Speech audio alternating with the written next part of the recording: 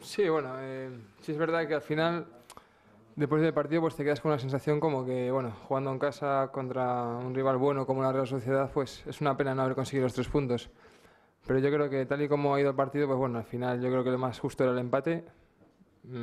Sí es verdad que no tenemos que mirar otros resultados, pero bueno, al final los resultados están ahí de los demás equipos. El único que ha ganado ha sido el Celta ayer y bueno, los demás han empatado, entonces más o menos seguimos igual que como estábamos, ¿no? Pero con un partido menos que queda.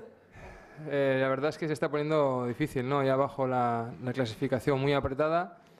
Pero bueno, es lo que decía yo el otro día, ¿no? Que hay equipos que están por detrás nuestra que les gustaría estar en nuestra situación.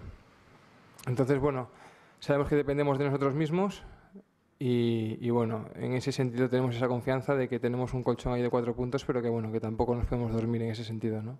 Sí, está costando un poquito materializar las ocasiones. Llegamos arriba, pero bueno, no acabamos de terminar, ¿no? Pero bueno, al final yo creo que esto son por rachas. Sí es verdad que durante toda la temporada nos está costando, pero bueno, esperemos pues en estos 6 partidos que queden, pues que sigamos llegando como estamos llegando y si puede ser, pues marcando esos goles que al final son los que te dan los puntos, ¿no?